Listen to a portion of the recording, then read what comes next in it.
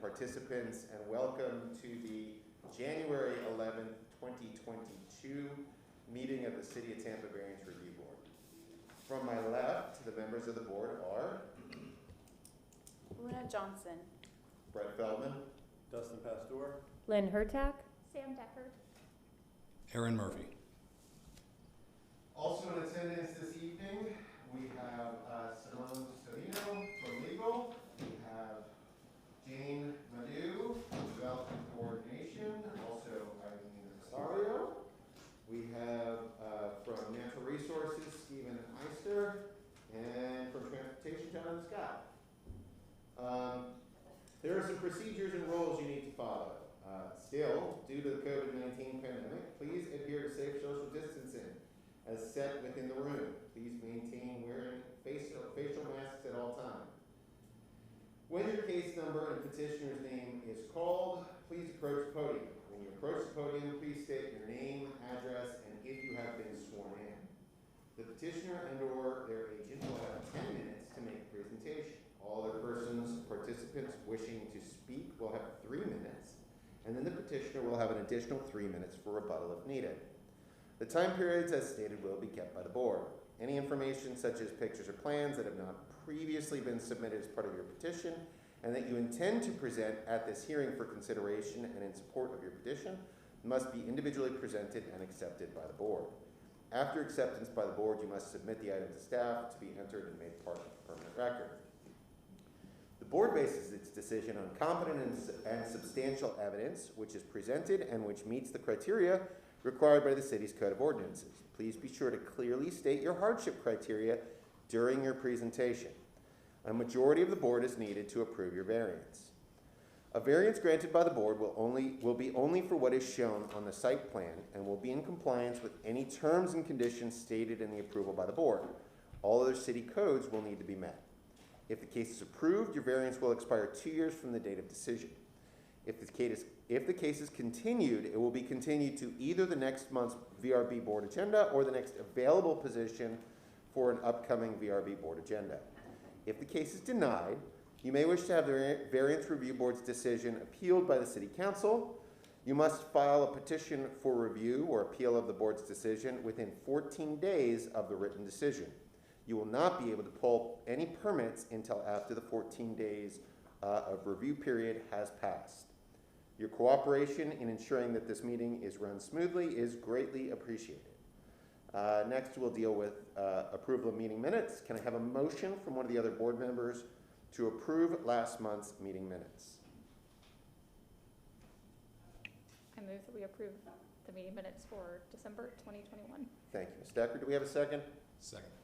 All right, we have a motion and a second. All those in favor of approval of the minutes, say aye. Any opposed? All right. Abstained? Yeah. Next, at this time, I will ask legal staff to please confirm whether there are any ex parte communications or conflicts among any of the board members. Good evening, Simone Savino on behalf of the legal department. I just wanted to have the board members confirm whether they have any conflicts or ex parte communications with the agenda that's before them. Yes, Derek and Marisol Hughes, VRB 21-124 are friends. I'm not able to hear that case. Thank you, and you have the Form 8B with you, so go ahead and fill that out, Mr. Murphy. I will. Okay, thank you.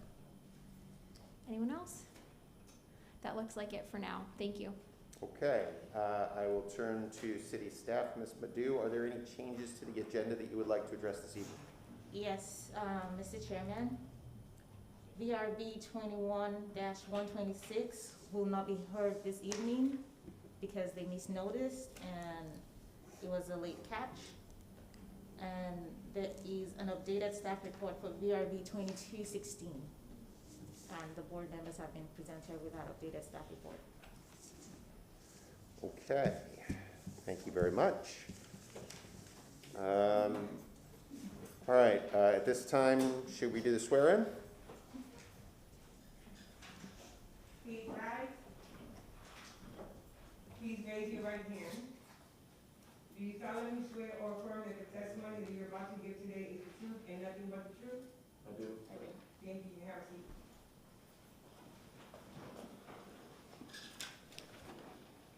Good evening once again to the board. My name is Jane Amadu and I'm here from Development Coordination. The first case before the VRB tonight is VRB 2205. And the property owners are Brad and Charmin Van Horn. The property is addressed at 4622 West Bay Villa Avenue, zoned RS60. And the request is to reduce the rear yard setback from 5 feet to 3 feet and 2 inches, and the side yard setback from 5 feet to 4 feet. And this is in order to construct a pool enclosure. The code section that addresses this is section 27-290.5 for screen enclosures. This is an aerial showing the property. It's an interior lot on West Bay Villa Avenue, and it is in the South Tampa Planning District of the city. This is a site plan that has been provided by the applicants, showing where the proposed scope of work is.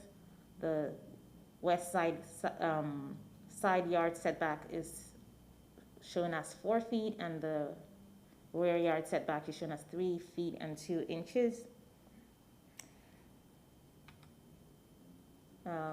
These are plans that they have provided showing the intended construction. Same here. Natural Resources reviewed and found it inconsistent. Their memo was uploaded in the staff report. Transportation found it consistent. Right-of-way found it consistent. They had no letters of objection or support. And in the review of this case, in this application, the board shall consider section 27-80, the variance criteria for making a determination on this case. Staff is available for any questions that the board might have.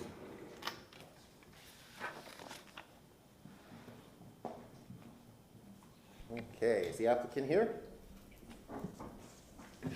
Come on up, state your name, your address, and please confirm on the record that you have been sworn for us. My name is Brad Van Horn. I live at 4622 West Bay Villa Ave in Tampa, Florida, and I've been sworn in. Awesome. My name is Charmin Van Horn. I live at 4622 West Bay Villa Avenue, Tampa, and I've been sworn in as well. Wonderful, thank you so much. You have 10 minutes to present your request for variance. We would like to get a pool enclosure built at our home to cover our pool area. And this is very new to us, so that's basically why we're here, is to get this variance done so that the company that we've selected to build the pool enclosure can move forward with those plans, but we need this first before we can go any further.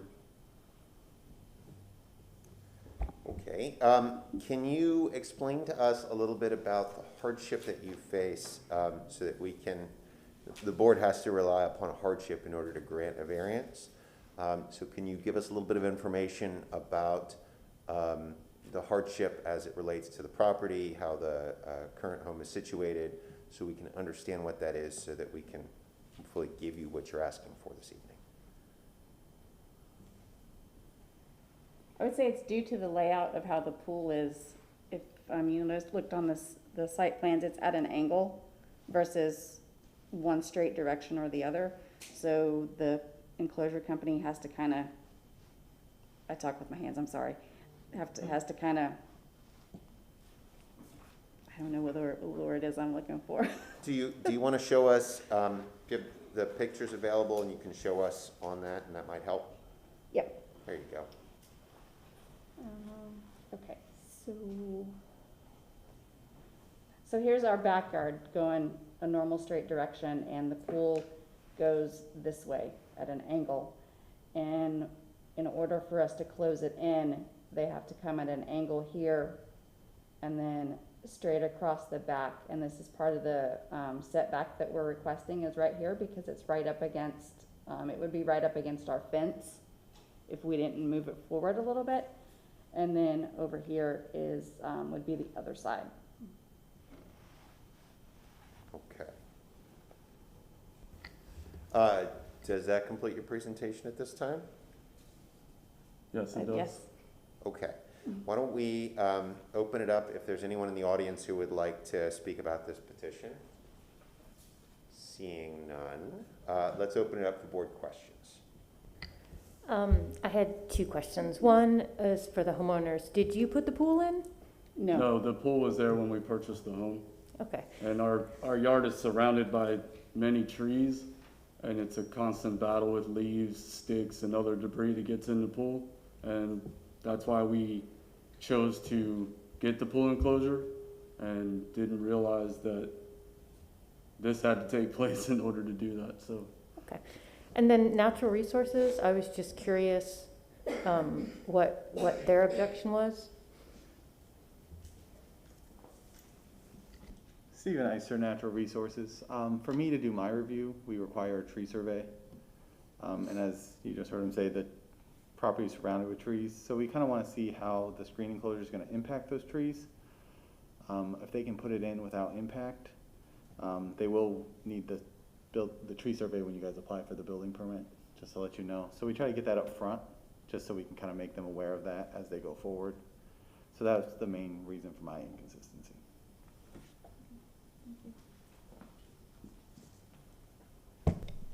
Do you guys have any type of plan that shows the pool? Because my question will be, how much distance do you have around from the screen around the edge of the pool, and could you pull it back? But I don't see on the plan here a pool shown, just the screen. We'd have to go through, we could get it for you. We'd have to go through the paperwork that we have. Do you know how far past the edge of the back of the pool the screen's being placed? It's 3 feet. 3 feet. 3 feet around the pool.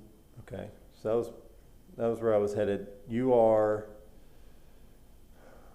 what is that, 22 inches on the back from meeting the setback, and you're 1 foot on the side from meeting the setback. So could they reasonably pull that screen back to the 5 foot mark and still build it, or is that not possible? I don't understand any of what we're doing here, so what exactly are you asking? So the code dictates that you cannot build a screen enclosure closer than 5 feet from your property line, okay? Okay. You're asking to build it 3.5 feet and 4 feet, which encroaches on that setback.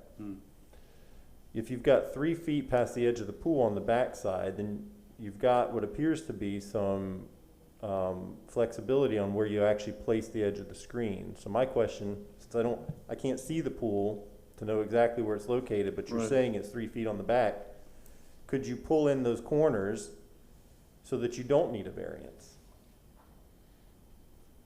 Could you pull? You mean push it, we didn't want the enclosure right up against the fence, Mhm. our fence, we wanted a space to walk through Right, for cleaning purposes. right. I'm talking about the opposite direction. You need to move further away from the fence to comply. So on the left side here, you're showing 4 feet. You really should be 5 feet from the property line. So are they able to pull the screen back 1 foot, or are they not able to do that because of the pool? It's because of the pool, it's the way that, so the pool, if you look at, yeah, okay, so see this little yellow, this circle right here Mm-hmm, in front of my finger? mm-hmm, The pool, the angle of the pool goes this way. mm-hmm. And so they have the enclosure is from the edge of the pool,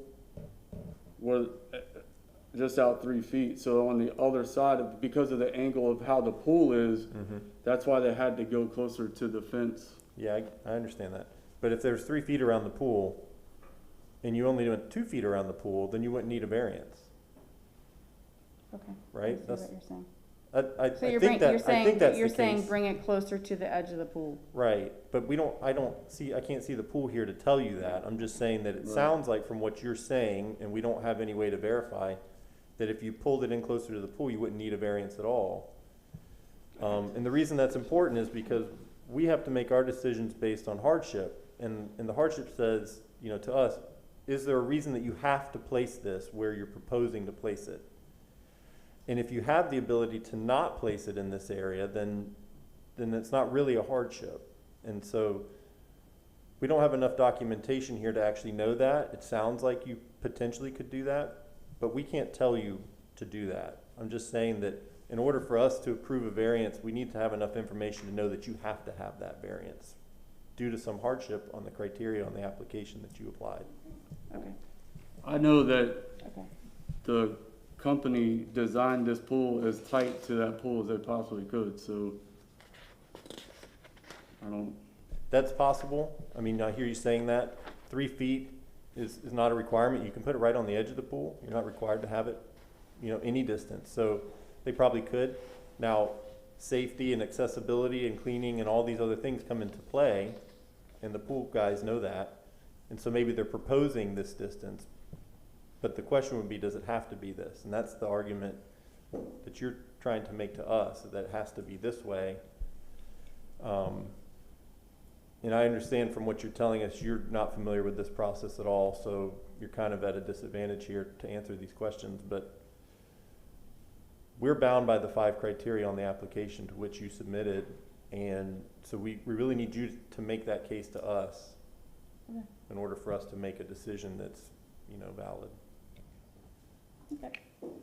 Let me ask you this, so, right now your pool doesn't have an enclosure, but I assume that it has some sort of edging around the edge of the pool. Mhm. Is the enclosure going to, be located right along the edge? So I guess in other words, that 3-foot area on, the east, west, and south-ish side of the pool, is that already in place, or will your pool company add that? no, it's already in place. Okay, so the screen enclosure will just be located immediately adjacent to where the pool and its outline is already Yeah, it situated. has like a concrete surrounding on the outer part of the pool, goes all the way around the pool, and then the enclosure literally goes right on that edge, and it's just the weird angle of how the pool, the angle of the pool, and then having to get around that angle to complete the enclosure. Okay. So as, once we close the public hearing, we do some discussion, but, if the board were so inclined, would you be open to a continuance, in order for you guys to, sorry. Oh, sorry, Simone Savino, Assistant City Attorney. Just a reminder, the applicant has to be the one to request the continuance. The board cannot suggest a continuance. So you can hint towards it, but the applicant needs to make the request, Okay, okay? so just kind of a little background on how this process works. You know, once we close the public hearing, we will discuss amongst ourselves whether the hardship criteria have been met. But occasionally, you know, we just don't have enough information, and so applicants sometimes ask for a continuance, and it would, you know, the case would be continued to either the next meeting or the next available meeting, and the applicant could come back and present the kind of information that we feel that we're missing. So just kind of a heads up that that option is. Okay, thank you. And how would we request that? Simone Savino, Assistant City Attorney. You would make, just as you would present your case, you would ask for a continuance from the board and from staff, so you just ask for it. Okay.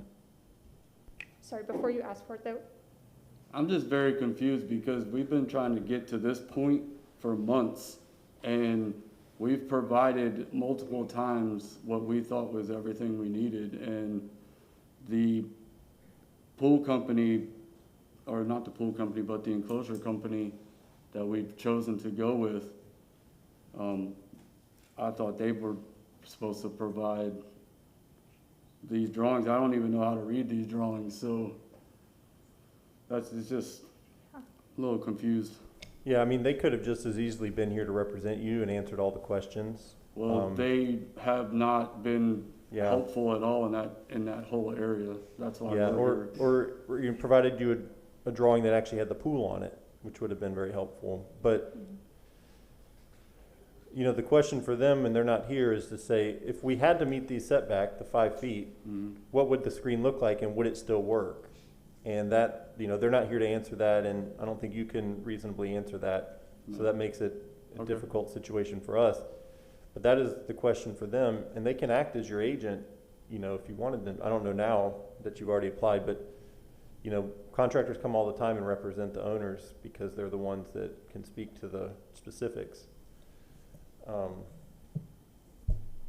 But I feel like we are lacking a little bit of information here to make a real decision.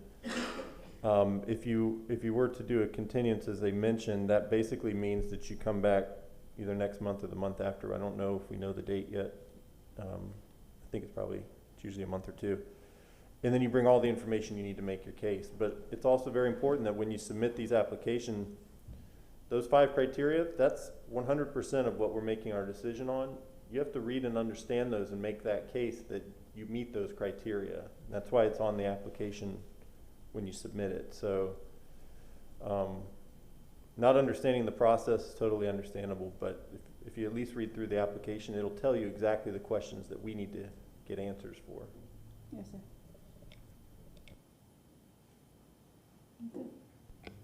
Okay, are there any other questions from the board? All right, seeing none, you have 3 minutes to add additional information, make any additional requests you so choose, or to respond or rebut anything that was said in questioning by the board. I think the only thing I have to say is we'll ask for a continuance because I just feel like I've been misled with what we needed to hear today, and I need to gather some more information. Okay, as you've requested a continuance, let's go ahead and, is there anyone who would like to make a motion to continue per the applicant's request? I can make that motion. I move that the variance request for case VRB 22-05 for property located at 4622 West Bay Villa Avenue for a reduction of the rear yard setback from 5 feet to 3 feet 2 inches and the side yard setback from 5 feet to 4 feet with an encroachment for eaves and gutters be continued to the next available public hearing at 5:30 p.m., which would be February 8th at 5:30 p.m. Okay. Is there a second? I'll second. Okay, all those in favor of the motion to continue, say aye. Aye. Any opposed? Nay. All right. You've been continued to the February hearing. When you come back, it would be helpful if either you bring a survey that shows the pool, Okay, Alternatively, you can have a representative from the enclosure company here who might be able to answer the questions that were asked this evening. all right, thank you. Okay, all right, have a Jane great Madden, evening. Development Coordination. I just wanted to state that staff had informed all the applicants that they should bring any drawings or pictures or site plans or even videos that would help make or articulate their case. And so I just wanted to put that out there. Thank you, Ms. Padu. Okay, we'll see you next month. All right, Thank you, sir. Thank you, ma'am. Thank you.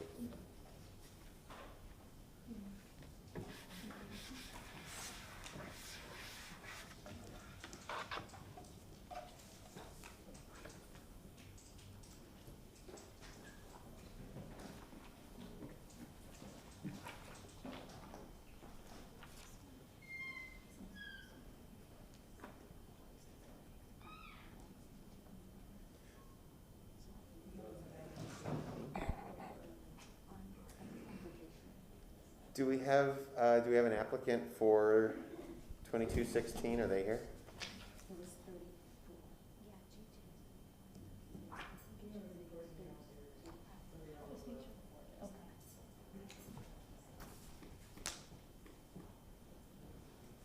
Is there like a radio or something? Radio down?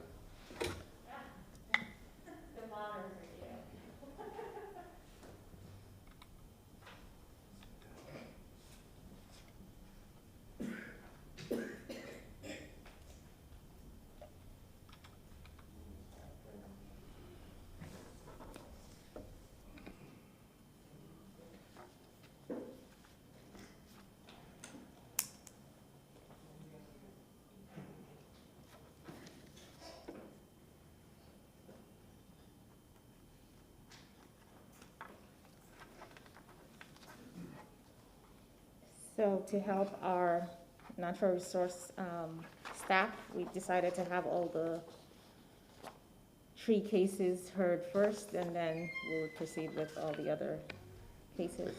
It's kind of a good idea. I've been suggesting that for a while. Eileen? Well, you would have to stand to be sworn in, but, yeah. Please raise your right hand. Do you solemnly swear or affirm that the testimony that you're about to give today is the truth and nothing but the truth? I do. Thank you. Have a seat. Jane Amati, Development Coordination. The next case before the board this evening is VRB 2216, and this is addressed at 2820 Corin Street. This is the home, or the property owners are Christopher and Benedette Pello. It is zoned RM16, and their request this evening is to request the removal of 2 grand oaks in order to construct a single-family residence.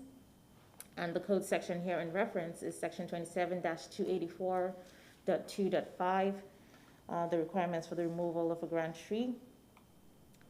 This is the site. It's an interior lot in the Central Tampa Planning District. It's a vacant lot. This is the site plan that the applicants have provided, showing that proposed structure and where it's going to go, the scope of work. Natural Resources reviewed and found it consistent with conditions. Transportation review is not required at this time. Right-of-way reviewed and found it inconsistent. Found it inconsistent. And their comments were that there is an easement reserved for several utilities over the vacated alley, and the applicants need to show the easement on the site plan and dimension the easement, add the north arrow and street name to the plan, and they did provide Natural Resources, right-of-way provided an ordinance for the easement. I would pass this along to the board.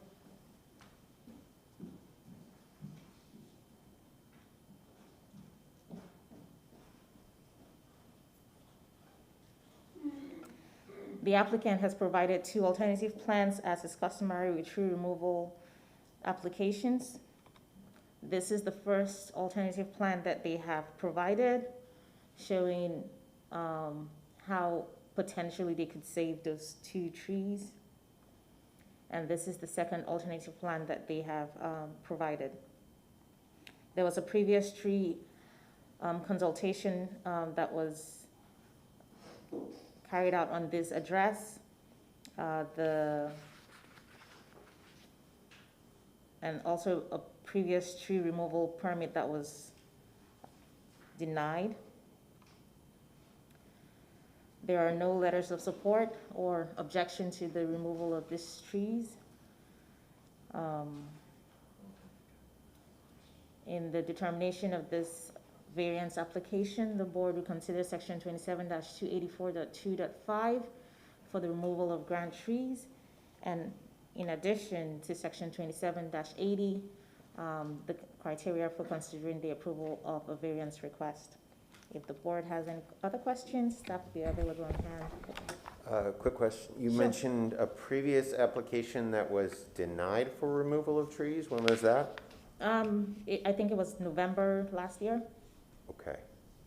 And it was requested by this, to this board, or? It wasn't requested by this applicant, it was by the previous owner. Okay. To this board, though? No, it was just a tree removal permit and then they were Okay. Just to denied. the city? That's, thank you. That Mhm. clarifies. And Ms. Nadeau, can you please confirm the variance that's been requested for the board? Because I Okay. just want to let them know what the Correct. exact numbers are. Correct, so, I believe that when the applicant comes up, they would confirm. The report from the arborist says that it is, there are 2 trees, 33 inches and 34 inches. However, the application said 33 and 35 inches. So they would need to clarify that, I believe the previous 33 and 34 is correct based on the report from the arborist, but the applicant would have to confirm the size of the trees when they come up. So the board, I'm assuming the board understands, but it looks like the arborist report says 1 tree is 33 inches and 1 is 34, but we would need the applicant to confirm that for you.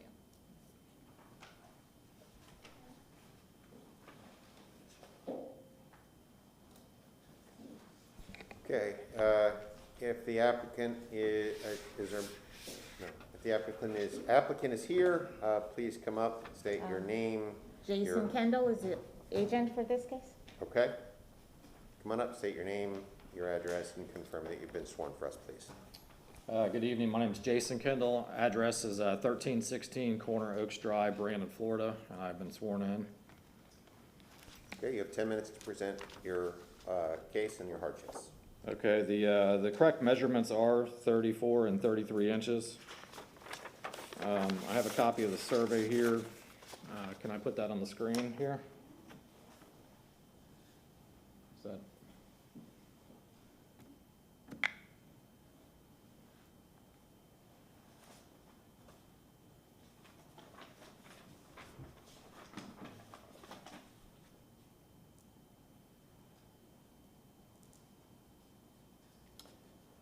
Okay, so as you can see, there's 2 grand oaks on the east side of the property. They're both pretty much on the property line, but they're 3 foot in diameter, so they extend 3 to 4 feet out into the property. It's a 50-foot wide lot with 7-foot setbacks on each side. As they've mentioned, we've submitted several plans. We've really evaluated the condition of the trees and tried to come up with a plan to build around them. One of the problems we're facing with this lot is after the owner purchased the lot in July of this past year, FEMA updated their flood zones, and the existing grade of the lot right now is around elevation 9. The FEMA flood zone now is elevation 14. So the finished floor of the house would be at elevation 15, which is 6 feet above existing grade. For us to get a house on here that's going to work, it's really going to impact the trees no matter what we do. Even a single-story house will impact the canopy. We have soil reports done that show that we would need to build the house on pylons that would significantly impact the root zone as well. So I feel like any option we've come up with is going to impact the trees, and they really need to be taken out to build a house on this lot.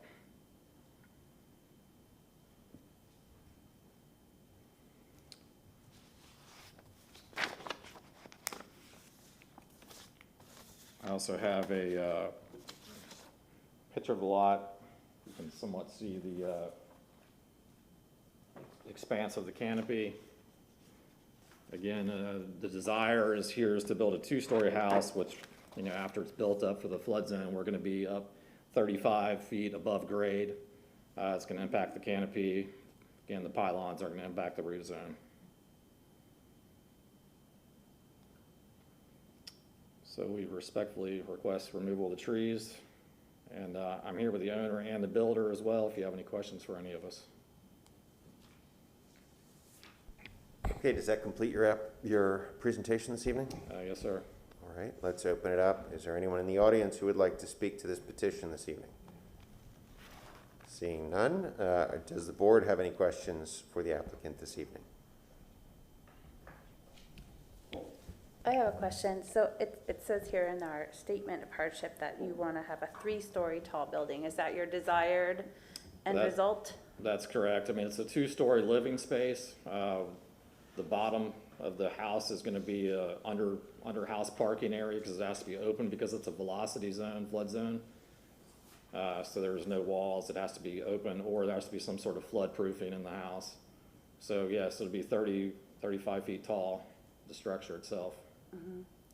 And then with these pylons, typically that's kind of looked upon favorably when dealing with trees because your footing is very, it's not a spread footing, it's not a slab footing, it's in one specific space, so it's not impacting the roots as much.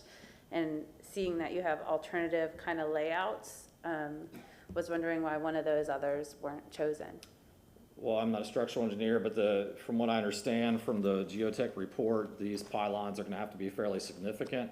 I know a lot of times dealing with trees, we'll build a suspended slab or something like that that does kind of protect the root zone. And from what I understand here, these are gonna have to be excavated quite large, and they're gonna be pretty large pylons.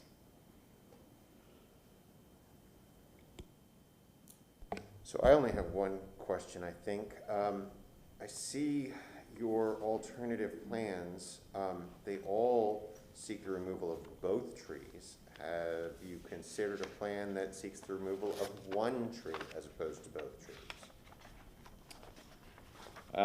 We've done what we can. I believe that the 3 options, with the exception of maybe option 3, which we would have to get a front setback variance, and it's not really a desired footprint of the house, will all impact the tree quite a bit, unless we significantly reduce the width of the house. I mean, you'd have to put a 15, 20-foot wide house maximum on this lot to possibly save anything. Sorry, the answer is yes, you've considered that, and yes, no, it does not work. We have exhausted every option we can. We've worked with several designers and tried to work the best options we can, and we just don't feel like it's an option for us. Okay, thank you. Any other questions by the board? Yeah, I've got one quick question. The 31-inch in the back, is that not going to have any issues with the roots and the pylons? And that was evaluated as in poor condition, and I believe city staff has verified that and agrees with that so condition. The 31, you already have approval for to be removed? Yeah. That's correct. Okay, thank you. You said that the owners purchased this house in July.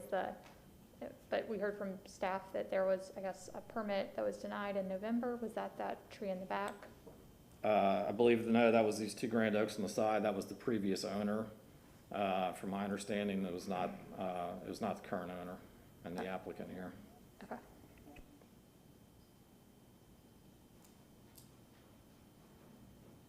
Okay, any last questions from the board? Any additional questions from the board?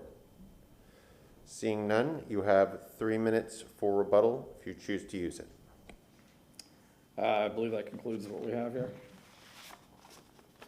Okay, well then I will close the public hearing and open it up for a motion from the board or board discussion if necessary. Can we discuss this a little bit? Because this hardship is resulting on FEMA. And we all know these FEMA at least I've known that these FEMA guidelines have been out coming for about the last 2 years at least. And I'm worried that this sets a precedent for other people regarding these new FEMA flood zones. Just thought I'd open that up to see what you all think about that. This won't be the only case. If you look at the height of that white fence in the picture, it's about 6 feet probably. And the canopy looks to be a couple of feet higher than that. So even if you wanted to do a 1-story on the ground, you're going to impact the canopy most likely with the roof structure, and that's just a 1-story on the ground. I think it appears that the issue here is that these trees grew up along that property line over decades, probably with a different structure, and now they branch right into the middle of the property. But since their trunk is in the setback, it doesn't fall into the city's zone where they can approve this, so it has to come to us. But the effective issue is the canopy and the roots, which are. And your question about pier and lintel is a good question. Usually, you can do pier and lintel to support a slab with small piers that work around the roots, but that's to support. And with the layout where they had one layout that was a little bit less encroaching on the roots, and not to see that you couldn't trim some of the upper canopy that wouldn't destroy the whole tree. I just clear cutting this lot seems like a big deal to me, especially with these grand trees that are already there, that have been known, and the FEMA is known. I'm just yeah, but the FEMA is imposed by the federal government. It doesn't matter Sure. whether or not you know it, you still have to follow it.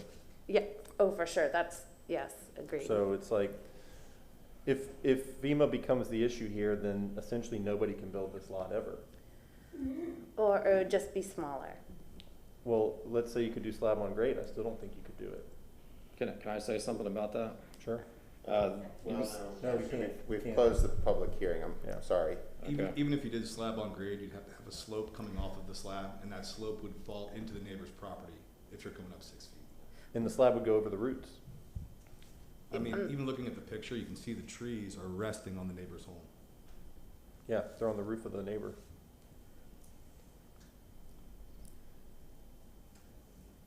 Well, does anyone want to make a motion? I will. Okay. I don't have my form. There you go.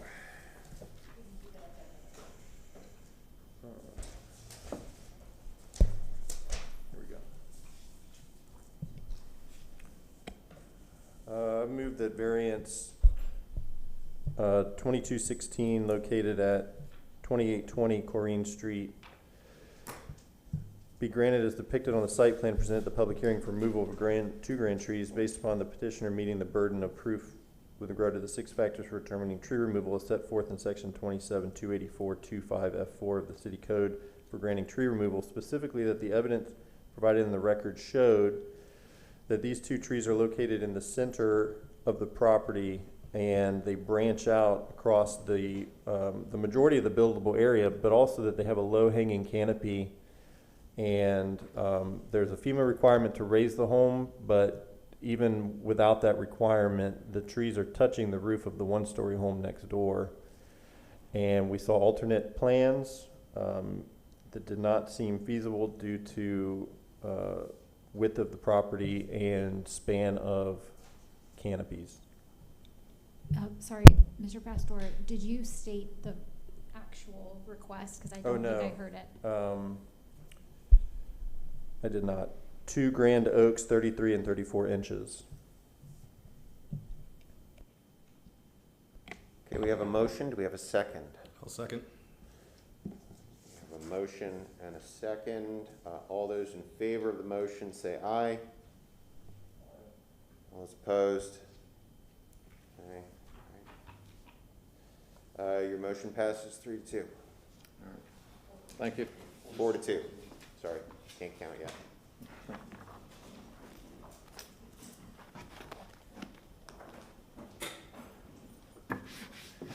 And sorry, just before we move on to 4, that was a motion to approve, because I just want to make sure it was clear for the record, because I don't know if it was stated specifically to approve. So just, if you would like to just clarify that. Yeah, I did hear it to approve. Be granted as depicted on the site plan. Okay, And I appreciate that, thank you.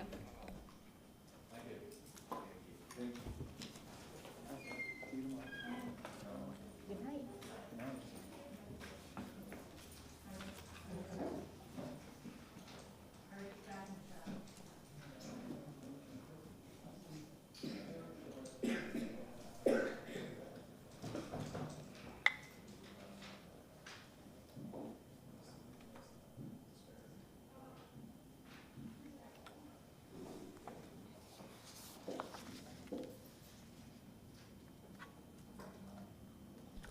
All right, we are on 22, 21, 122.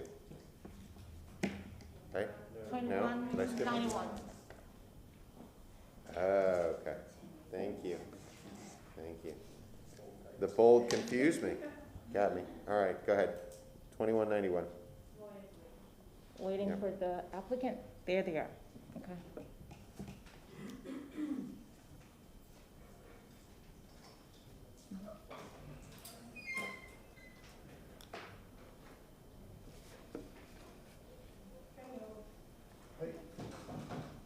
Please stand. Please stand. And please raise your right hand. Do you solemnly swear or affirm that the testimony that you're about to give today is the truth and nothing but the truth? Yes, Thank you, sir. You can have a seat. thanks. The next case before the board is VRB 2191. This is addressed at 1602 Yukon Street. The property owner is Ruth Kaymore, and the agent, the applicant here is Ben Statsiuski. All right. They were here for the December VRB, where one of their requests was denied, and they were continued. The second request was continued to the January VRB hearing. So the request before the board this evening is to reduce the rear yard setback from 20 feet to 7.7 feet. And this is for an after-the-fact addition to an existing single-family residence. This is an interior lot, and this is located in the USF Institutional Planning District. A new site plan has been provided by the applicant, showing only the one request before the board this evening. The comments from staff remain the same. Natural resources found consistent with conditions. Transportation found it consistent. Right-of-way found it consistent as well.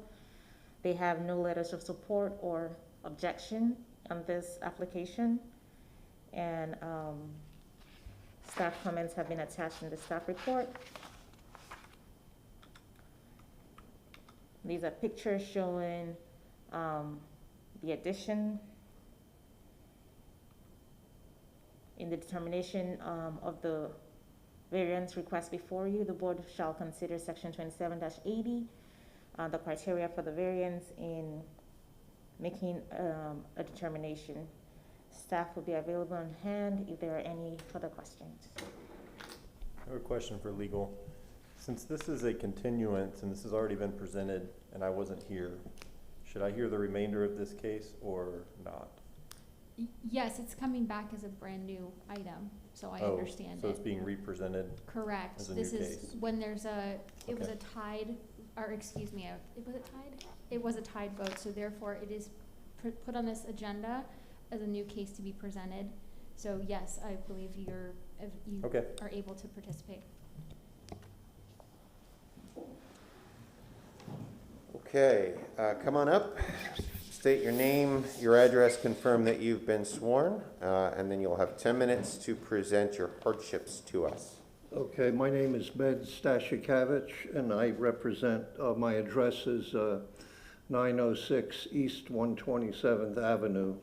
That's my office, and I represent Ruth Kaymore. And you've been sworn in?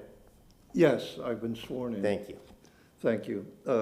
Ruth is 71, and she had her son move in to take care of her. Her son is 44, and he has a 16-year-old son. Right now, the house is 3-bedroom and 2-bath. Both bathrooms are off the hallway. her master bedroom where she stays has no bathroom. So the addition that she put on has all it is a walk-in closet, a little hallway to a bathroom in the back. And what happened was I wasn't told this before. He has an 18-year-old son and a 19-year-old son. They're moving in, so there's going to be 5 adults, 4 and the 16-year-old living there. And so she requires that other bathroom.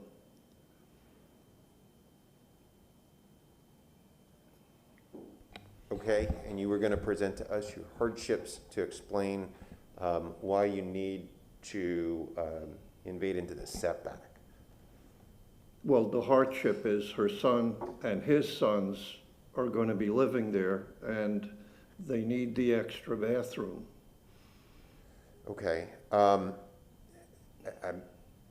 The hardships that we can consider cannot be personal to the resident. They have to be based upon the property itself, something regarding the shape, the situation of the property, how the property existing as it sits on the lot relates to the addition that you would like to be approved.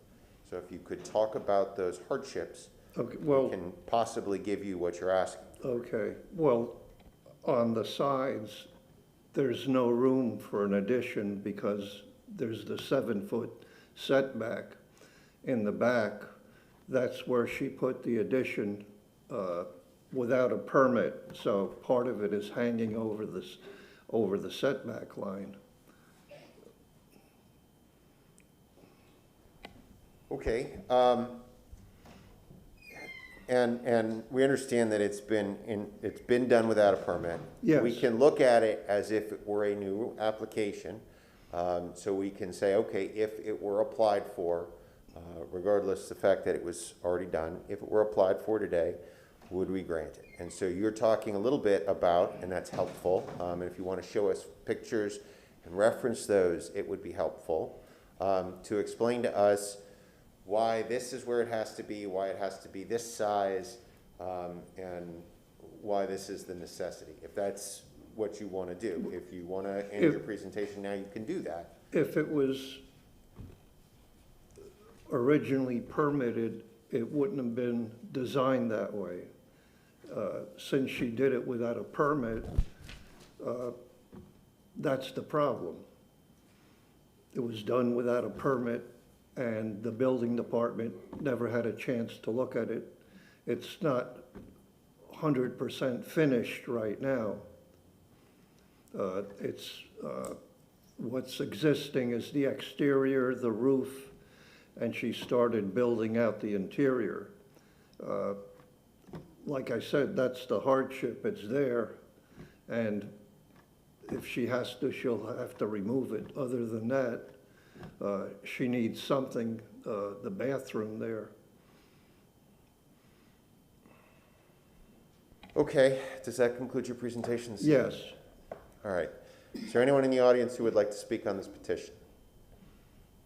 Seeing none, I will open it up for board questions. Does anyone on the board have any questions for the applicant? Just wondering, what year was the home built? Excuse me? Do you know what year the home was built? Not exactly. It's at least 30 to 40 years old. All right. And just looking at the survey, it looks like the rear of the home sits about 24 feet from the property line. Yeah, on the back, there's probably, even with the illegal addition, there's still probably at least 20 feet to the street. Okay. And the width of the addition is 11.8 feet, so it would not be possible to turn the addition and still stay outside of the setback? It may be. I'd have to take a look at the... So your addition would only be 4 feet It could be turned sideways. Okay.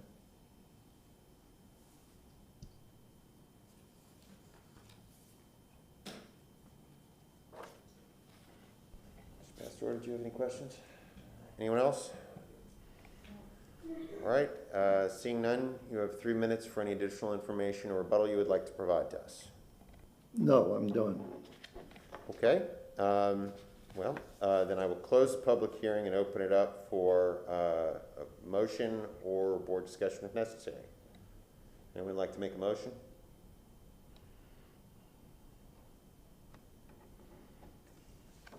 Ms. Johnson, you're moving papers around?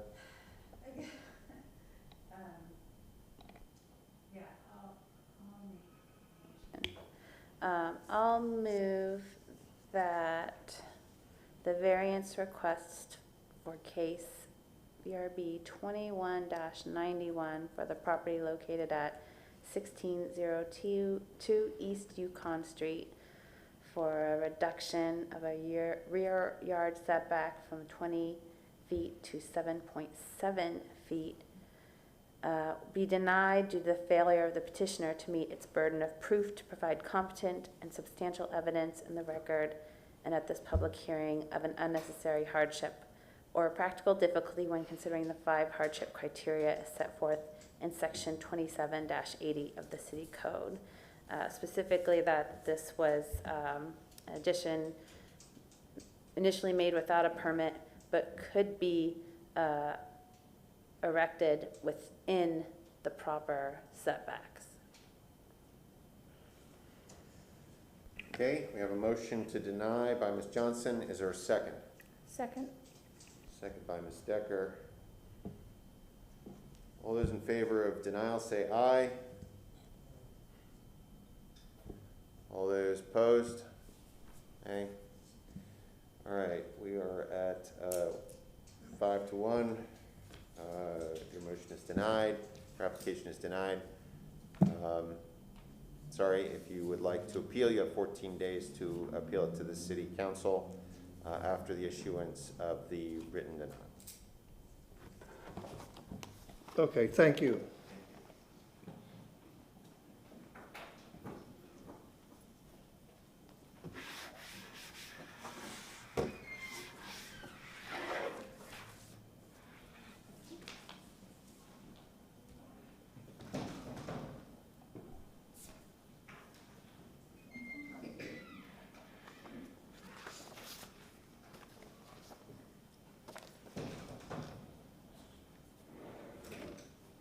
Please stand and raise your right hand. Do you solemnly swear or affirm that the testimony that you're about to give today is the truth and nothing but the truth? Yes. Thank you, may I have a seat. Jane Mounty Development Coordination. The next case before the board is VRB 21-122. This is addressed at 5216 East Columbus Drive. It is zoned RM16 residential multifamily. The property owners are Pedro Pablo Fernandez and Sajay Herrera. And the request is to reduce the rear yard setback for 2 accessory structures from 15 feet to 3.4 feet and corner yard setback from 7 to 3.5. And for the second accessory structure, reduce the rear yard setback from 15 to 3.4 and the west side setback from 7 to 2.1. And these are for 2 existing accessory structures. The code section in reference is section 27-156 for the RM16 district setbacks, 25 feet in the front, 15 in the rear, 7 on the sides and 7 on the corner. In addition to that, section 27-290 for accessory structures with a gross floor area that is larger than 15% of the minimum lot size, it has to meet the principal structure setbacks for multifamily districts. This is the site plan that has been provided by the applicant, showing the existing structure and the 2 additional structures towards the north side of the plan.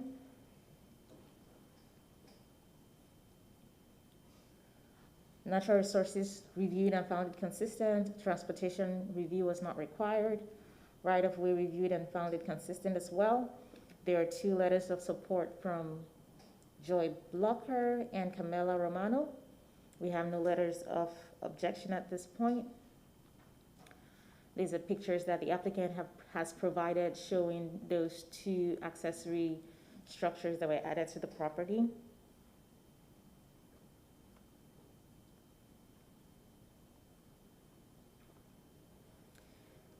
In the determination of the variance request before the board shall consider section 27-80, the criteria for approving, granting a variance, and staff will be available on hand if there are any further questions.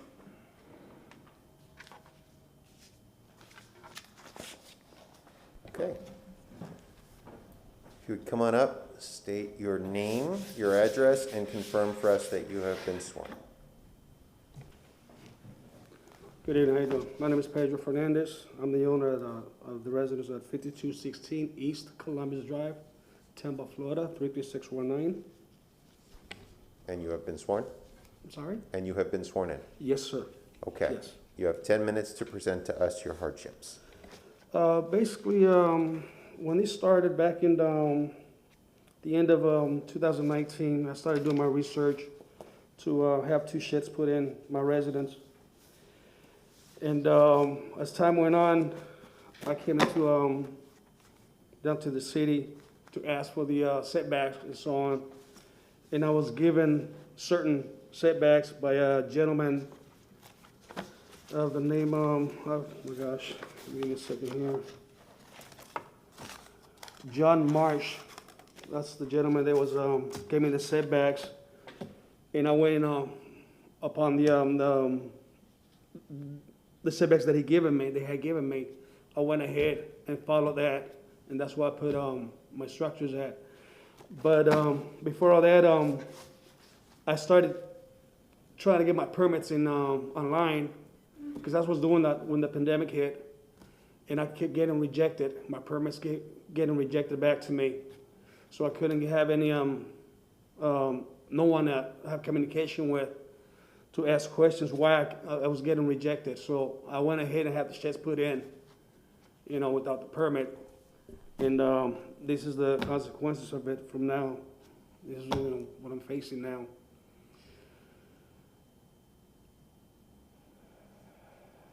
Okay, did you want to talk at all about why you need the space requirements that you Well, have? the space requirements that I wanted was because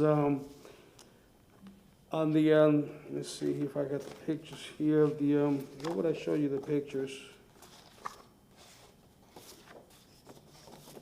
I used to have an existing shed there that it got torn down by a tree that fell on it. And what I did was I put it, the new one, I put it right where it was at, the old one.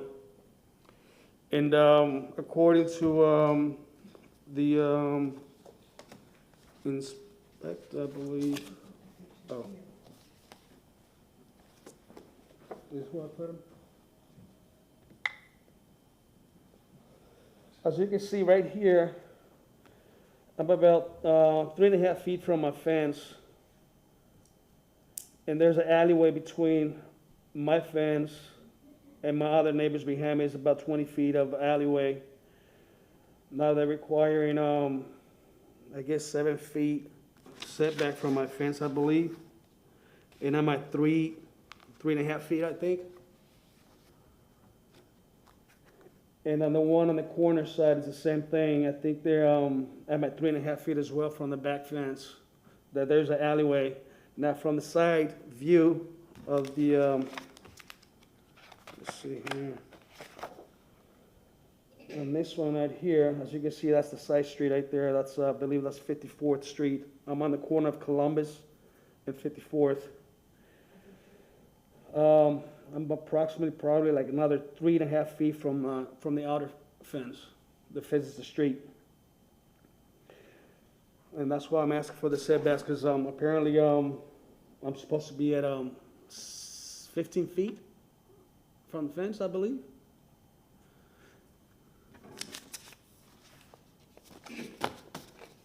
Okay, does that conclude your presentation this evening? Yes, sir. All right. Is there anyone in the audience who would like to speak on this petition? Seeing none, is there anyone on the board who has questions for the petition this evening? I have a question. It seems that we're also supposed to be looking at the size. Am I missing this? No, you're not, the size of the structures are not in question. He's zoned RM16, so he can have multiple structures. However, if they are larger than the allowed 15% of the minimum lot size, then they have to meet principal structure setbacks, and that is the issue before you. Are these sheds able to be moved? No, ma'am. The, actually, the one in the corner, that can be moved, yes. That can be, I could probably move it, you know, I have an extra, I believe, 15 feet to play with to the left of it. And you said that the first shed was destroyed by a tree? Yes, there should be one there. Do you have any, is the new shed the same size as the old shed and in the same location? It's in the same location. The old shed used to be 16 by 32, I believe, if I'm not mistaken. Can you show us on the site plan a little bit, if you have one? Where it used to be? Yes. Give me a second here, please.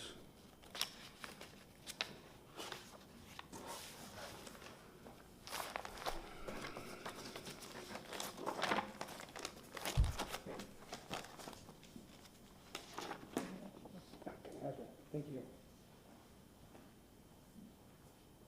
Okay, this is where it used to be at, right here, the old shed.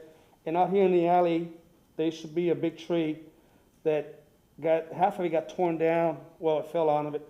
Back in, I believe it was beginning of 2019, or the end of 2018. But it took me a while, you know, to have it all, you know, the project, you know, going.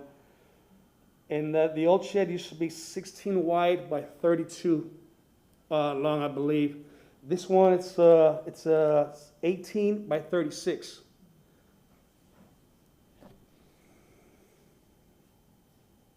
Thank you. I have a question for staff. You said that the size of it is what makes these structures subject to the principal structure setbacks. Correct. Is it both of them added together, or would one individually be subject to the principal structure? So one is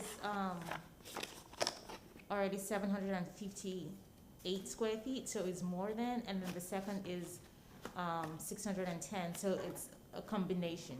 Okay, Yeah. so if just the 610-foot one were there, like if the 700-foot one were not there, it would be subject to accessory structure setbacks? Correct. Okay, and what are the accessory structure setbacks? 3 by 3. Okay, thank you. How many neighbors do you have that are either directly next to your property or next to your property but right adjacent to Right next the to my alley? property, if you face my house, my closest neighbor is to the left of my house.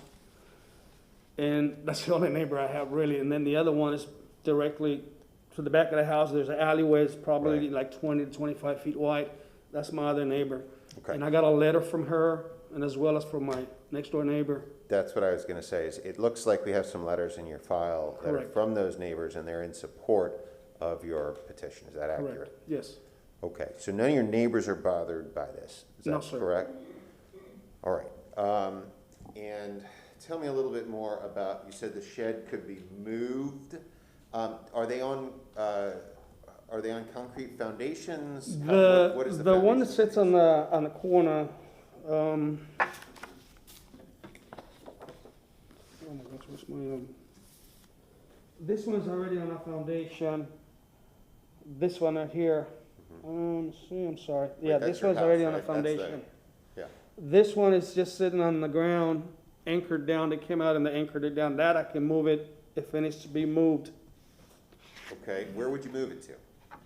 If you could, if you had to move it? Well, if I needed to, If you needed to get the 15 feet, would you be able to do that? no.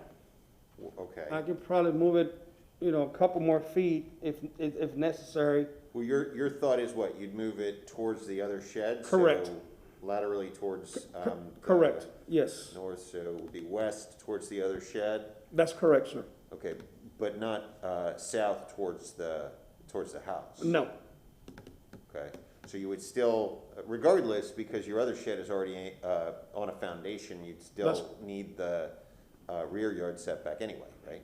that's correct. Okay. All right, I don't have any other questions, thank you.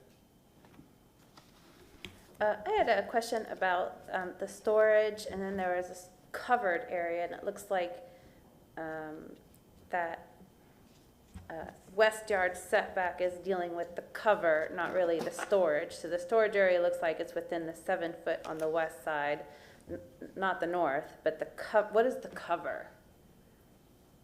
Do you have a picture of that? It's the roof. Is it associated with the shed, or No, is it it's something not, I'm different? sorry. It's not attached to the shed. Okay, okay.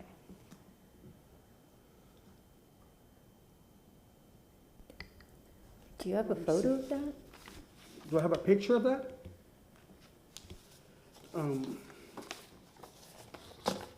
There was a picture in the packet? I believe there might be a picture in It was page 8 on the packet. Would you be amenable to us having condition that that canopied area never be enclosed? I'm sorry? The canopied area that you're talking about, the covered area, would you be amenable to a condition that it could never be enclosed? Yeah, it's not enclosed. There it is. Yeah, there you go. I just wanted to make sure, thank you.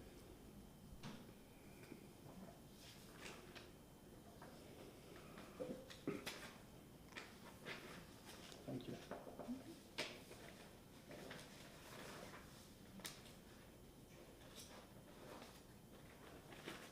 I think that was it. I thought there were more than one.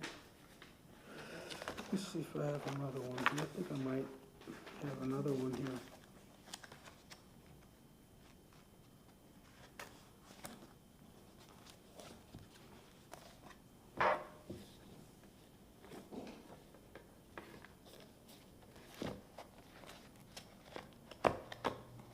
Okay, any other questions from the board for the applicant this evening? All right, seeing none, sir, you have 3 minutes for rebuttal to talk about any additional information you didn't raise before, or respond to any of the questions or issues that were raised by the board. No, I have nothing else. Okay, well then with that, I will close the public hearing and open it up for motion by the board or for discussion if needed.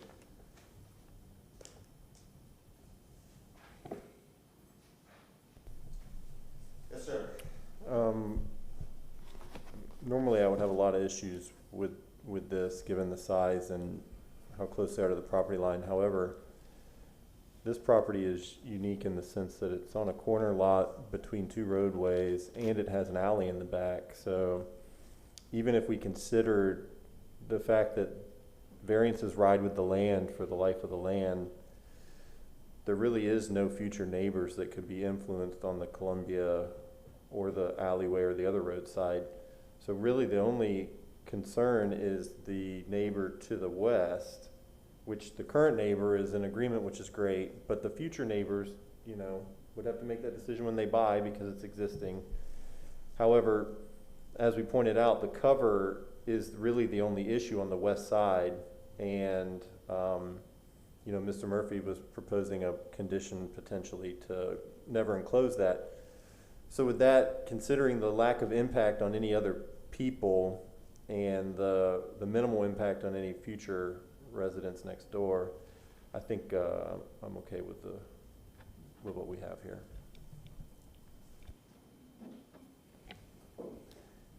Anyone else have an opinion on that or would like to make a motion? I won't make a motion because I'm not sure that the board's going to agree with my motion, but I just wanted to note that, I have some concerns with approving this because I don't want it to set some sort of precedent, that, you know, building, structures without permits, is, you know, acceptable or is, you know, fixable with just, a variance, you know, after the fact. You know, the permits are my understanding is that they were originally denied, likely because city staff flagged this exact issue. I understand that, you know, we were sort of the midst of the pandemic at that time, and that, you know, it was difficult to get in touch with people, but I just have a concern with, you know, I guess rewarding behavior, you know, that shouldn't be approved. All right. Mr. Pester, you want to make a motion? Yes, I'll move that variance request for case VRB 21-122 located at 5216 East Columbus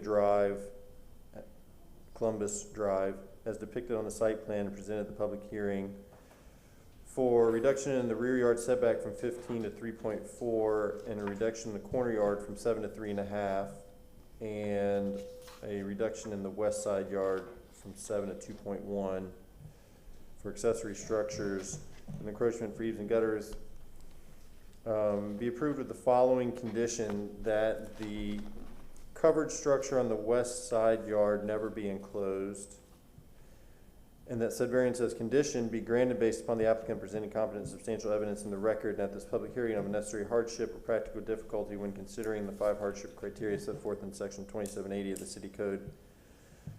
Specifically that the property only has one neighbor and is on other 3 sides surrounded by roadways and or alleyways, that the applicant attempted to work through the city's process but had difficulties through COVID in getting information and approvals for permit, and that these accessory structures are primary because of their size, but they are accessory structures on the edges of the property line.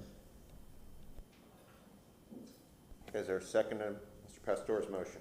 I'll second. All right, Mr. Murphy. We have a motion and a second. All those in favor of the motion say aye. Aye. All those opposed? All right, your motion passes 4-2. Your petition passes 4-2. Thank you and have a good evening. Thank you. Yeah, have a good evening.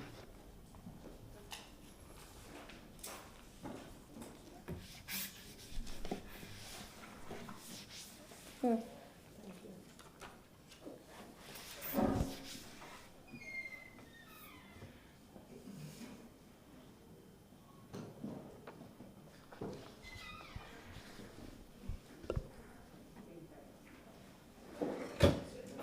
you in a minute.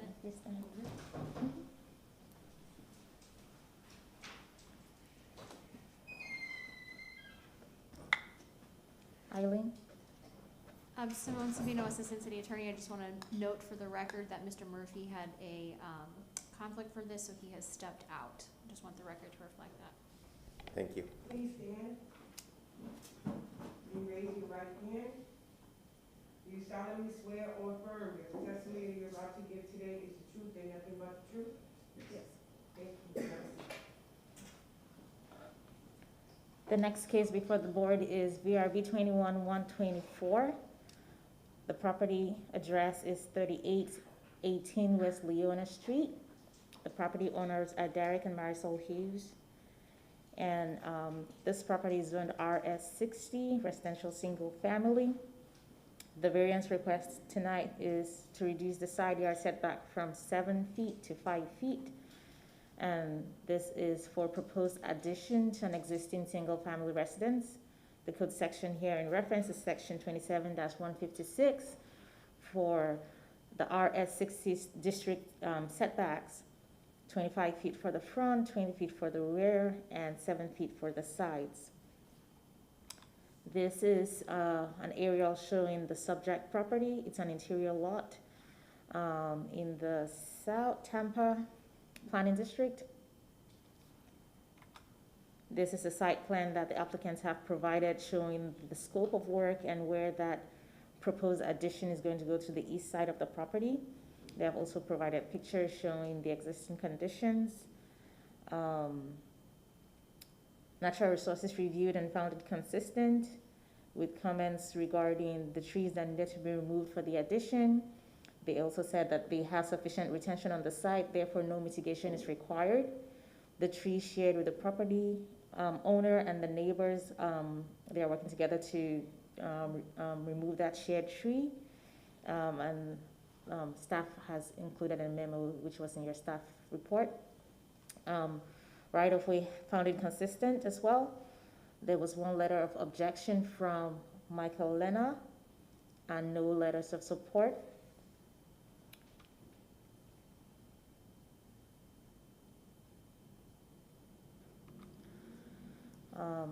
In the determination of the request before the board shall consider section 27-80, the criteria for approval of a variance request, and staff will be available on ground if there are any questions.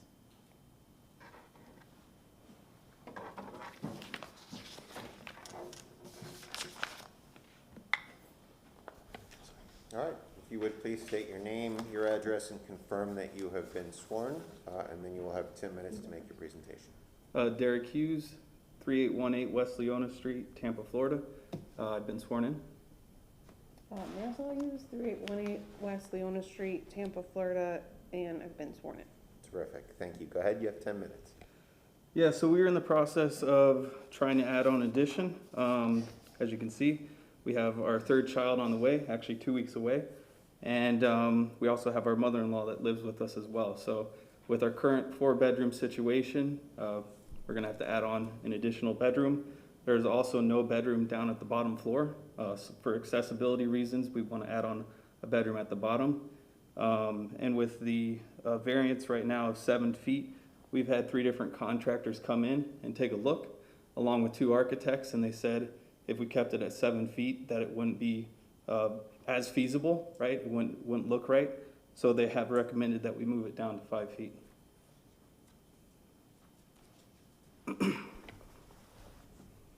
Okay, is there any other information that you wanted to share with us about the hardships, about anything along those lines?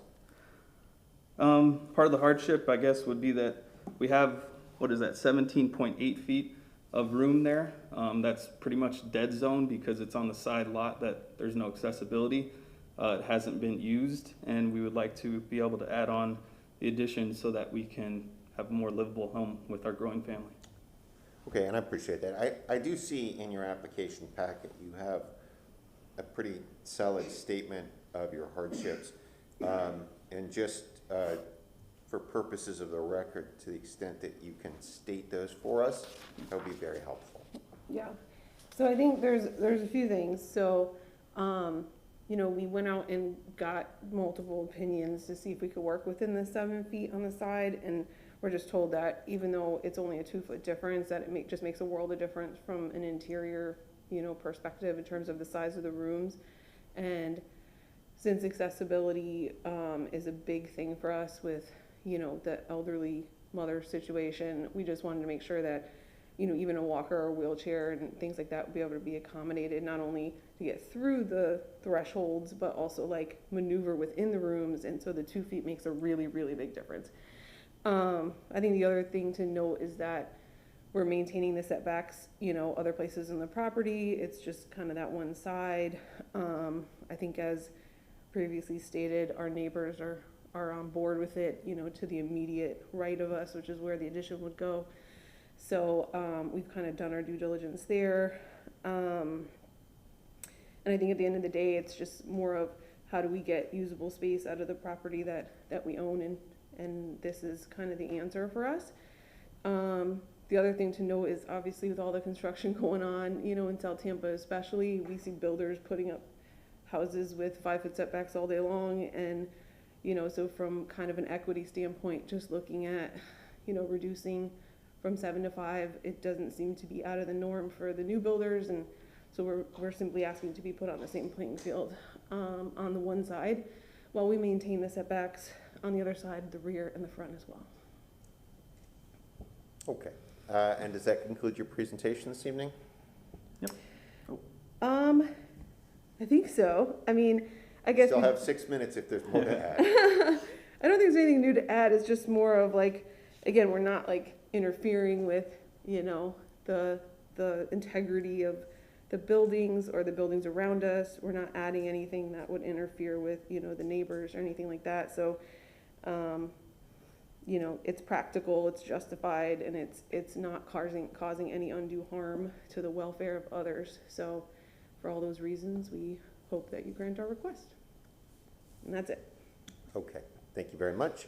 I will open it up. Is there anyone in the audience that would like to speak to this petition? Seeing none, is there anyone on the board who has any questions for the petitioners?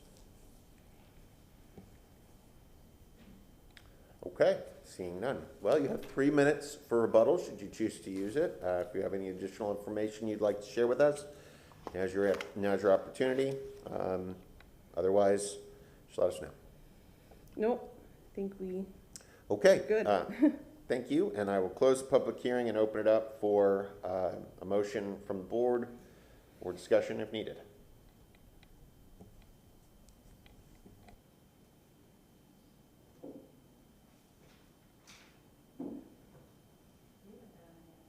Okay, then I'll go for it. Take it away.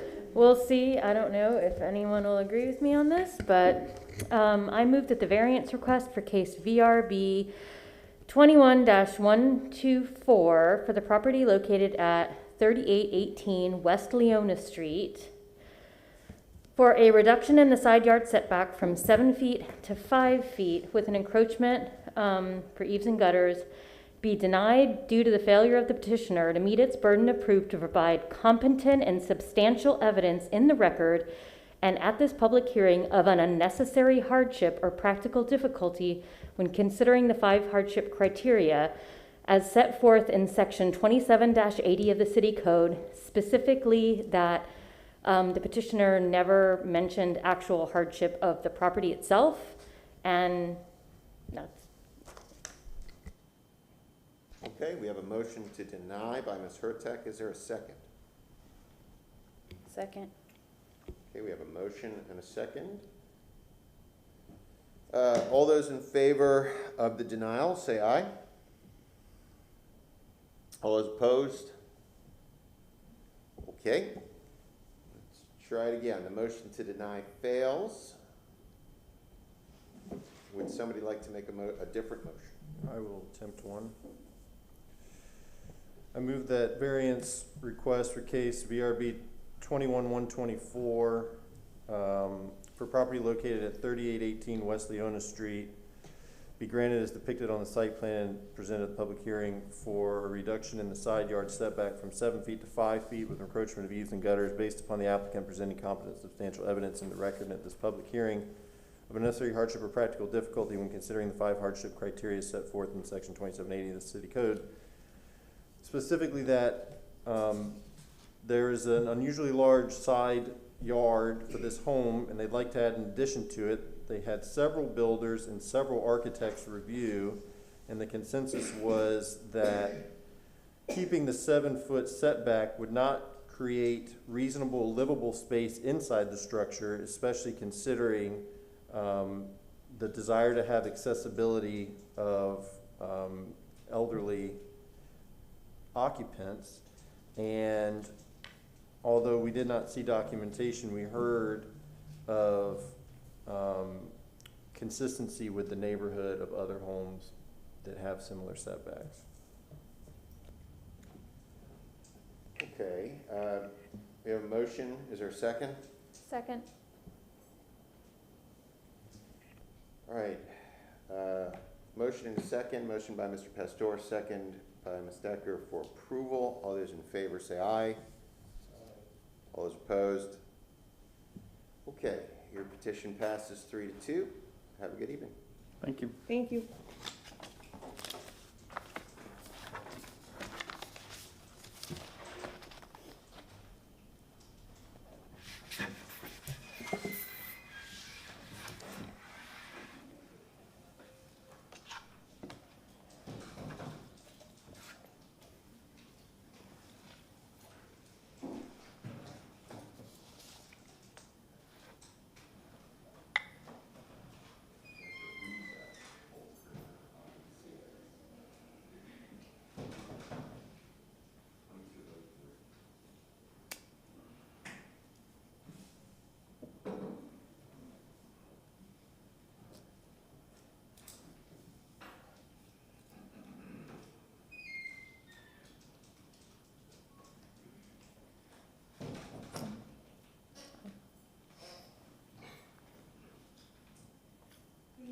right hand.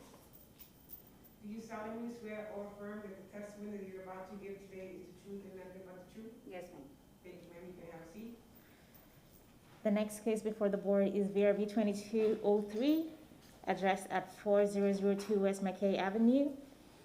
The property owner is SAR Holding of Florida, INC. And the applicant / agent today is Amanda Davis.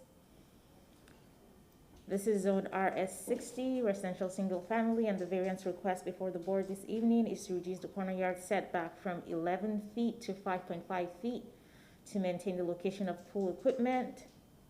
And the code section in reference is section 27-290.6 that stipulates the pool equipment setbacks at 11 feet on the corner, 3 feet on the side, and 3 feet in the rear. This is a site plan that the applicant has provided, showing the proposed area where the pool equipment is going to go in, I'm not sure if you can see well, it's a bit hard to see on that site plan, but there is a better one. And the shaded, the rectangle is the proposed location of the pool equipment. Right now at not meeting the setback of 11 feet from the property line. This again showing the pool in question. Natural resources reviewed and found it consistent. Transportation review was not required. Right-of-way reviewed and found it consistent as well.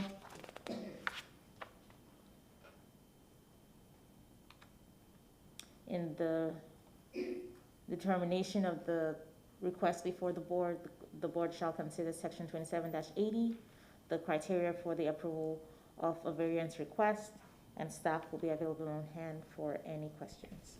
Go ahead. Is the home itself in the 11-foot setback already? It looked like from that plan that it was.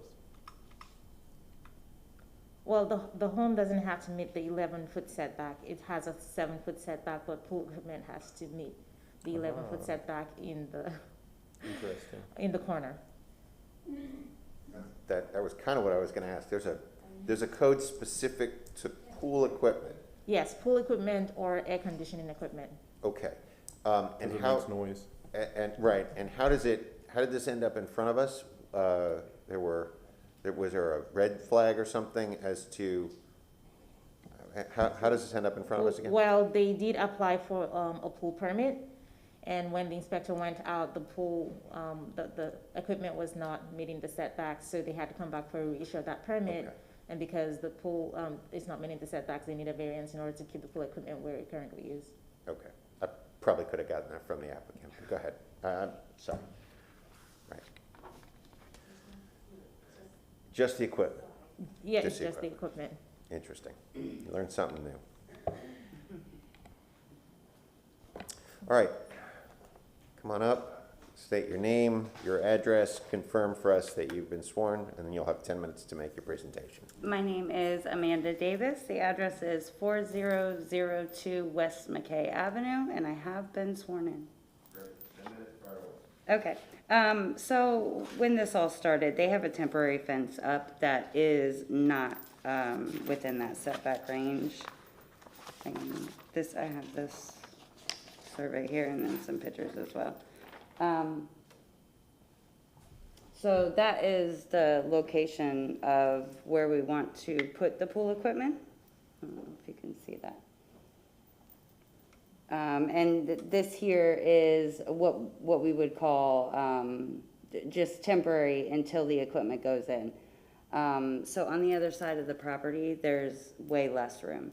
And when the builder built the home, he had already hooked up the gas lines and the power lines on this side of the house here to accommodate our pool equipment.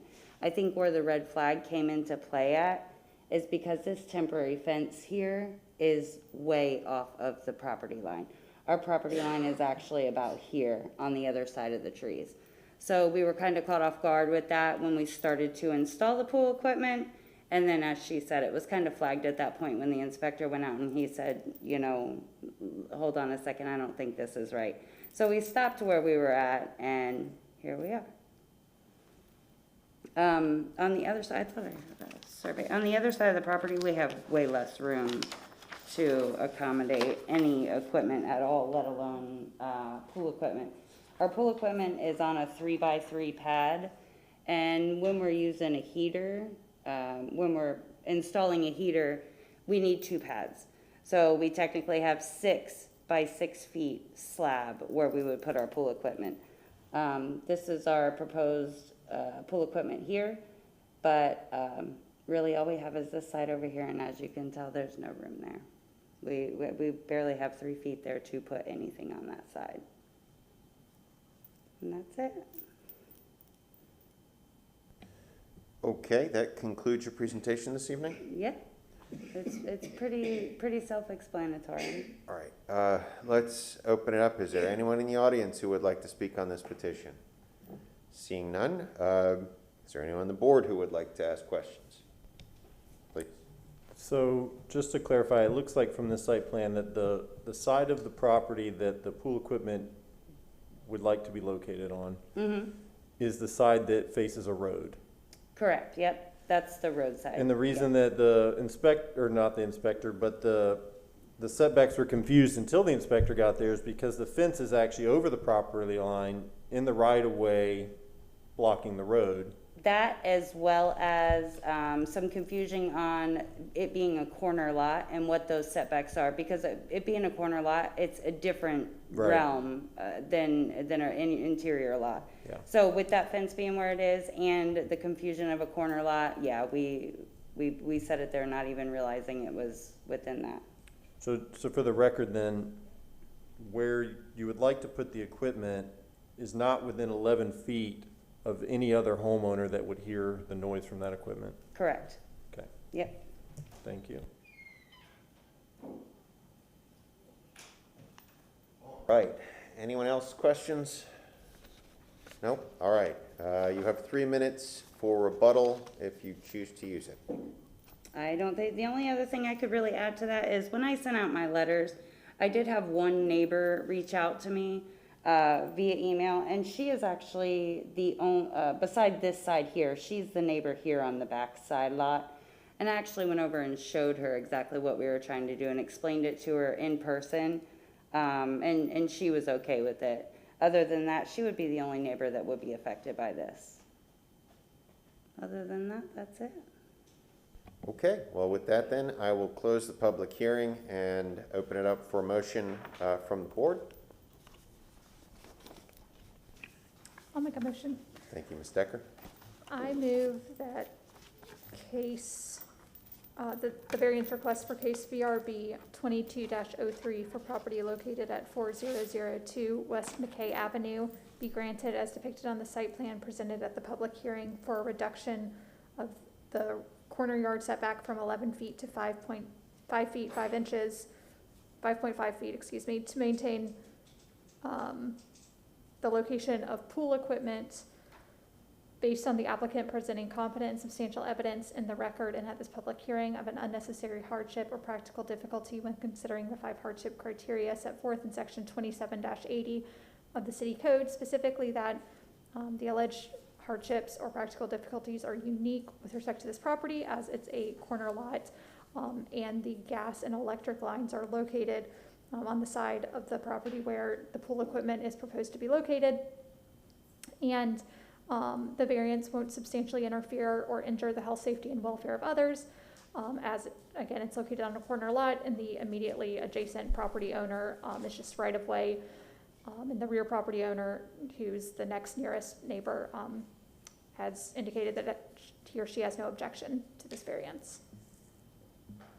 Second. All right, motion by Mr. Tucker, seconded by Mr. Pastor. All those in favor say aye. Any opposed? All right, your petition passes unanimously. Have a great evening. Thank you guys very much.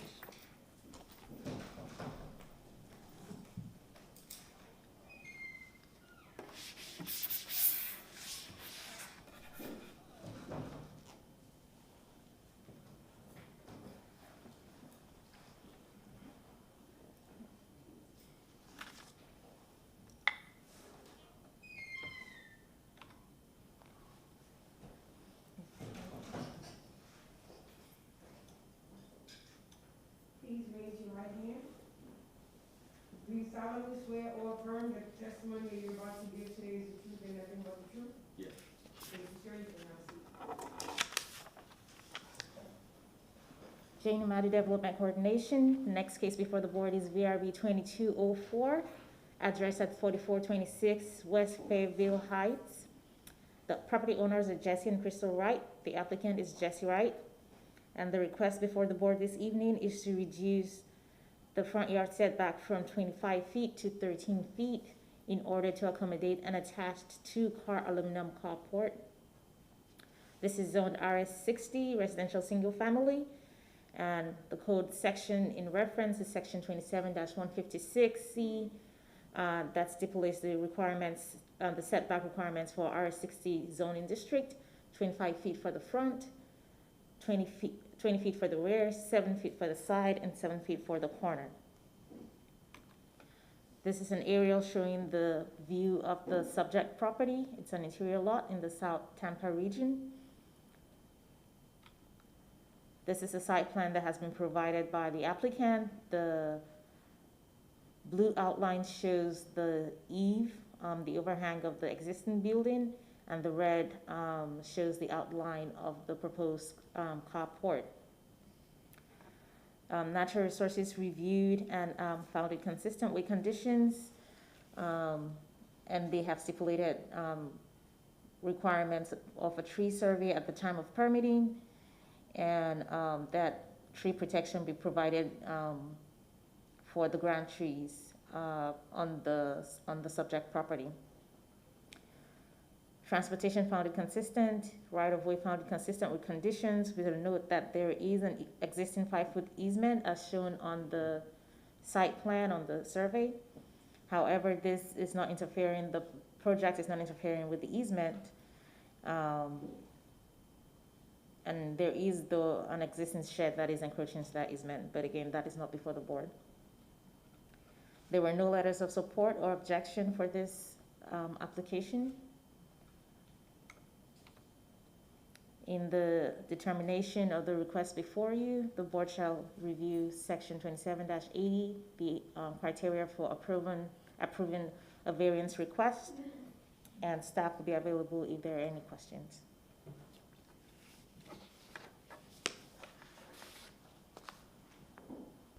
Okay. Applicant, come on up. State your name, your address, and confirm for us that you have been sworn, please, and then you will have 10 minutes. Hello, I'm Jesse Wright, 4426 West Fairview Heights. Yes, I have been sworn in.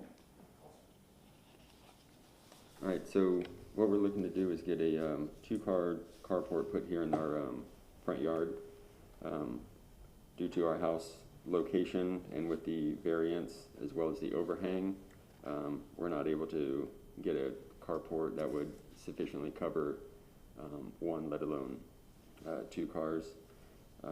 Also, we have neighboring trees that debris down over our driveway. My wife and I have a newborn, 1-month-old right now, and to help care for him as well as our vehicles, having some type of coverage to be able to park our vehicles under and bring him in and out would be safer. I do have some pictures. I know she said I did not have any support. I did get an email today from someone, if I may.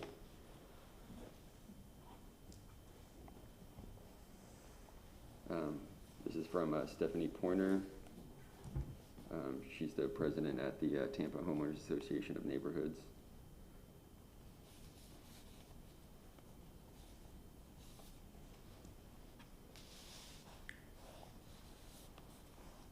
Okay. Then I also wanted to show 2 pictures currently of what the front would look like to be covered, so you can see a little bit on the bottom the overhang as well as the trees that are in question that come on our driveway. Then also, as mentioned in that email, here are a couple neighboring lots that have same or similar carports that we are looking to have. And these are all within the 250-foot radius where we sent letters to, so this isn't outside of our neighborhood, this is within that scope of 250 feet. and those are double carports as well.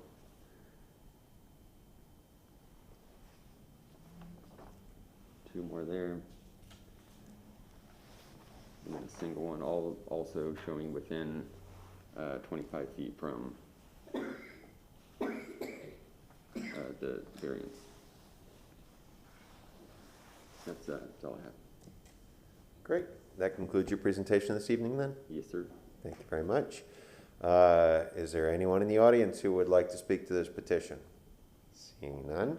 Is there anyone on the board who would like to ask questions about this petition? Ms. Johnson? Just to get on the record, you do not have a garage. Correct, I do not. Okay. Anyone else? All right, you have 3 minutes for rebuttal, should you choose to use it.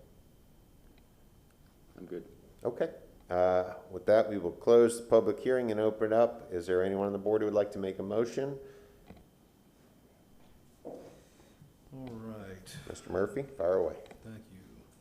I move that the variance request for case VRB 22-04 for property located at 4426 West Fairview Heights be granted as depicted on the site plan presented at the public hearing for a reduction in front yard setback from 25 to 13 feet.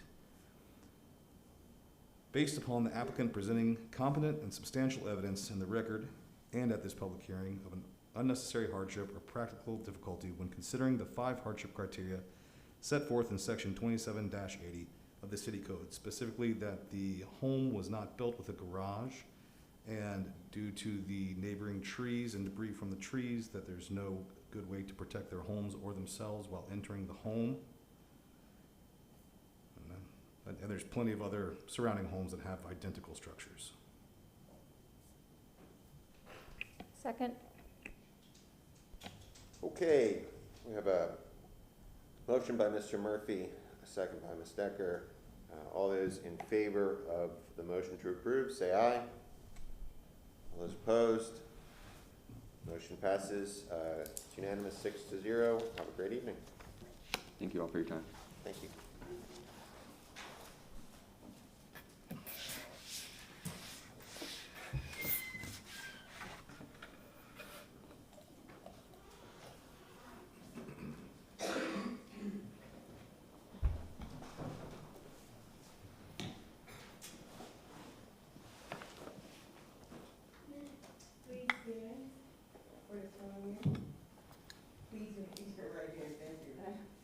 Solemnly swear or affirm that the testimony that you're about to give today is the truth and nothing but the truth? I do. Thank you.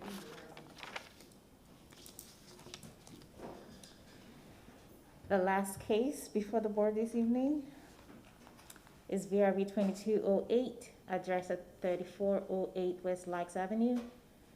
The property owners are Cleveland and Eleanor McInnes, and the applicant/agent is John Barnard. This is on RS 100, residential single family, and the variance request before the board this evening is to reduce the rear yard setback from 20 feet to 10 feet in order to connect the main structure to an existing accessory structure. The code section in reference is section 27-156C.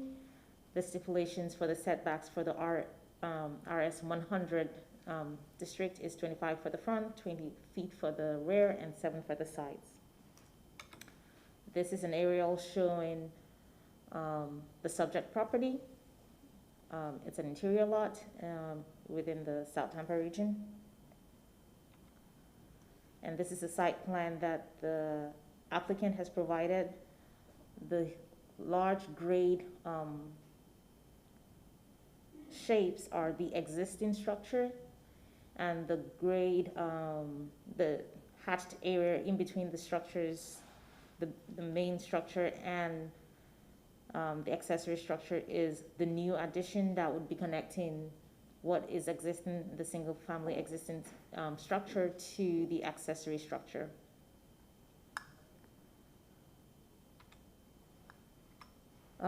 Natural resources reviewed and found it consistent. Transportation reviewed and found it consistent as well. Right of way reviewed and found it consistent with conditions. In the determination of the request before the board this evening, the board members shall consider section 27-80, the criteria for approving a variance request. And staff is available for any questions.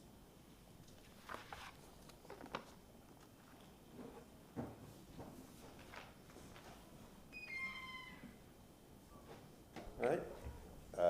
By now, hopefully you know the drill. State your name, your address, and confirm that you've been sworn, and then you will have 10 minutes to make your presentation. Okay, I'm Jan Barna. I live at 2500 West Edgewood Road in Tampa. I have been sworn in. The variance requested, as stated, is for the reduction of the rear yard setback from 20 feet to 10 feet, and the purpose being to enclose an existing breezeway. The enclosure being proposed is minimal to the overall site and will not affect any of the existing setbacks on the property. Street view of the property. The construction includes an enclosure connecting existing structure to accessory structure beneath an existing breezeway, which will eliminate the 10-foot existing separation requirement between the accessory structure and the main house. The small enclosure, this is an existing demo area, this wall here. And this is an existing breezeway that's covered and will be enclosing that. The small enclosure causes more of a technical request in that the existing one-story structure is being reclassified as a primary structure instead of an accessory structure. While the rear setback is not changing from how it exists today, the small addition is causing the request to seek the reduction from the 20 feet to the 10 feet. And looking from the back property line, this is the new elevation with somewhat of a section.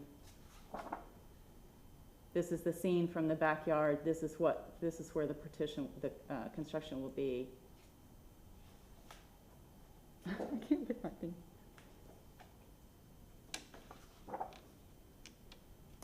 From the back fence is this view, looking from the covered breezeway where the connection is to the back. A section from the west,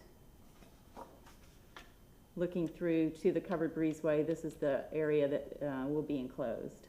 This is looking from the west elevation, or the west property.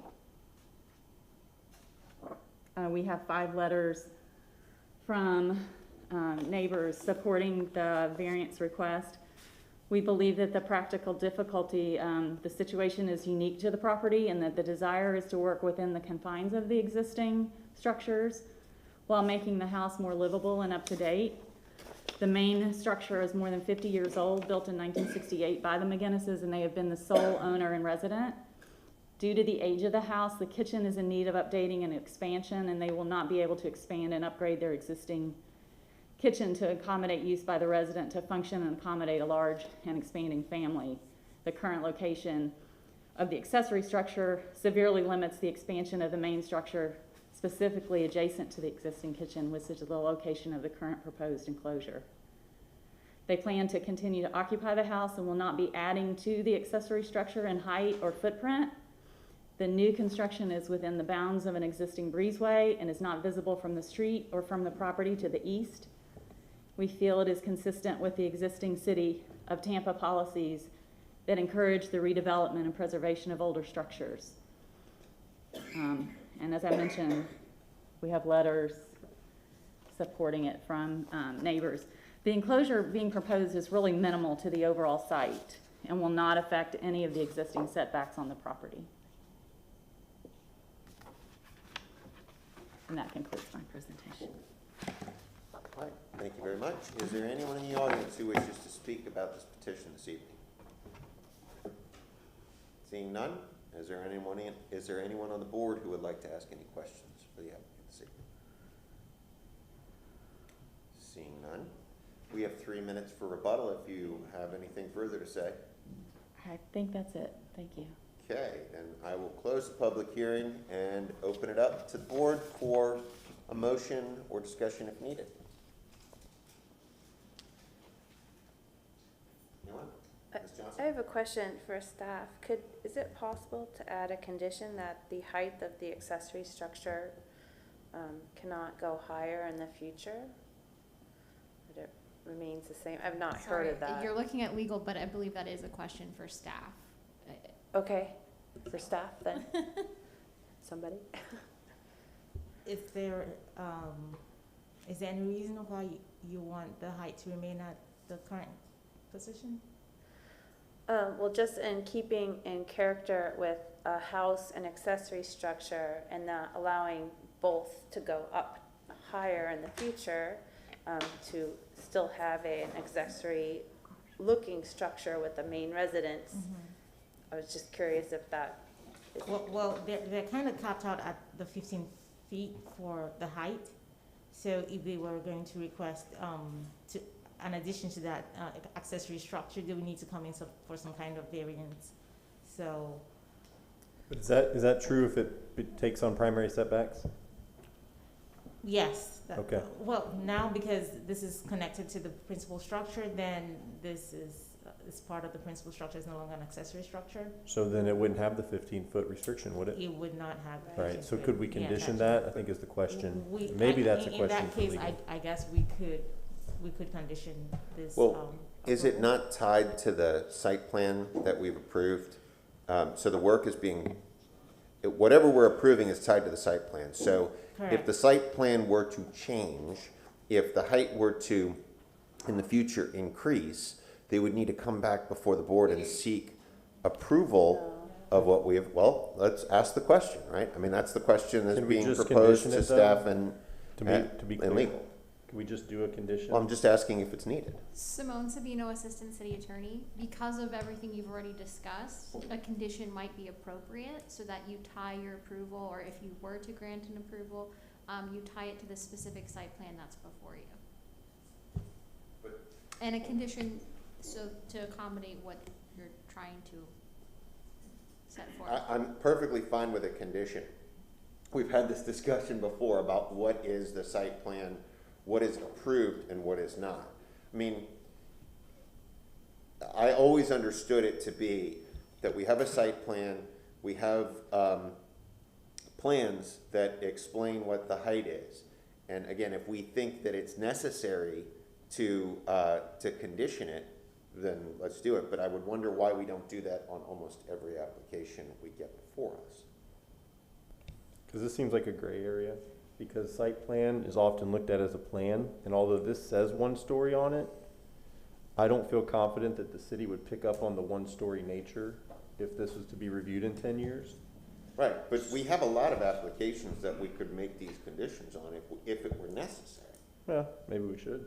I mean, we had an application earlier that talked about accessory structures, and we didn't make a condition that those accessory structures couldn't go higher than they already were. Well, I think this is slightly different because this is now with the new addition making it the primary. So we're trying to then still separate it a little bit. So this, to me, is slightly different because they're definitely it connected becomes now one and building. not disassociated. Now it becomes one building. So if, new owners come in, they can't build a 3-story structure in the back or something like that, or. Technically, to your argument about the site plan, technically, once this is approved, the fact that this says existing one-story accessory structure is no longer true. Now, it's not a one-story anything, it's part of the primary structure. And it doesn't even get designated as a separate thing anymore because it just becomes a lump with the house. So I think that you would absolutely need to condition it because the site plan changes to make it one structure. Okay. I still wrestle with the idea that if this applicant were to choose to, their construction is done, their work is done. Yeah. Then one day they say, you know what, we're gonna make that garage a 2-story garage. Do they not need permits for that? Yeah, they would. But they wouldn't need a variance to do it? Is that true? They would come in and they would say, oh, They wouldn't need a variance because it's main because principal structure. we've approved, but we've approved to a site plan. making this one principal structure. Right, but. That's what we've approved. But we've approved what's drawn on this. No, that's not true. If this becomes approved, this site plan changes to the approved. This is a bigger discussion than If what I is may? necessary for this, application. Yeah, we could've Let's go gone ahead home and like approve it with 10 with the minutes ago. conditions, and then, Simone Savino, Assistant City Attorney, staff does have a comment, so I would like for, Ms. Nadeau to Thank you, Simone. If I may, if the board does approve with a condition, that condition stays with the property. So if at any point in time, they wanted to come in for a second story on this garage, they would not be able to do that. So it is within the jurisdiction of the board to determine if they want a condition on this. would we have to, would it be your, this is for legal again, would it be your advice that we seek the petitioner's request or approval of that condition, if they're accepting that condition? Yes, I think because it's now, your approval is based on, your approval is based on a condition, so you have to definitely, you can confirm that that's appropriate. Okay, well, I've closed the public Well, hearing. Do we have a motion to open the public hearing? I've listened to this conversation, but I don't really know that I agree with it, because once it's all one structure, I mean, who knows what's gonna happen 30 years down the road? If they want to make that, if they wanna add on top of that, if they wanna make that, I mean, this is a huge property, if they want to turn that whole garage into, Well, then they should come ask for variance. The But- point is that makes this a much bigger issue. Okay. If right now we're only looking at the setbacks of the yard, and with the condition, we're limited to just considering the setbacks, then that's great. If you don't condition it, then we also have to consider right now the height of the structure and how that impacts neighbors, which has not been considered, at least by us tonight. So the condition limits what we're considering, and if they wanted to come back and ask for variance in the future for the height, they could do that. Okay, does anyone want to make a motion to open the public hearing to ask the applicant if they're accepting that condition? I would like to make that motion that you just said. Okay, is there a second to that motion? Second. All right, all those in favor of opening the public hearing, say aye. Any opposed? All right, go ahead and ask the question. Would you consider accepting a condition that the height of the current single-story accessory structure not be increased above the current allowable limit of 15 feet? Yes, and in fact, I stated that the owner plans to continue to occupy the house and will not be adding onto the accessory structure either in height or footprint. Okay, thank you. Okay, now I'll close the public, we need to offer you rebuttal again, so you have 3 minutes for rebuttal if you choose to use it. No, all right. Yeah, no, thank you. I appreciate that. Now close the public hearing and open it back up for a motion from the board.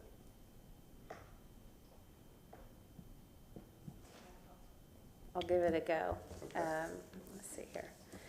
So I move that the variance request for case VRB 22-08 located at 3408 West Lakes Avenue, as depicted on the site plan presented at the public hearing for a reduction of the rear yard setback from 20 to 10 feet with an encroachment for the eaves and gutters with the following conditions: that the current accessory structure, the existing one-story masonry garage, stays at the current height.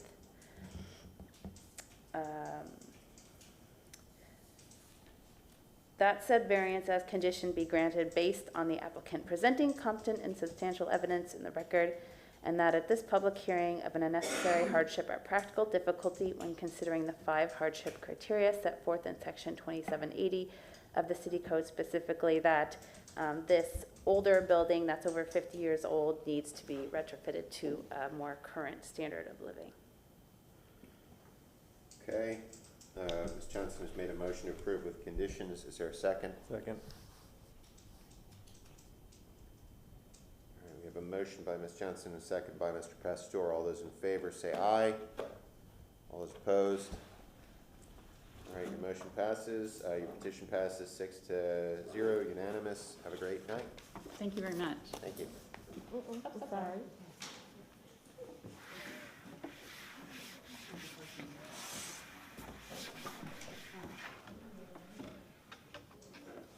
I think not, I think we're done.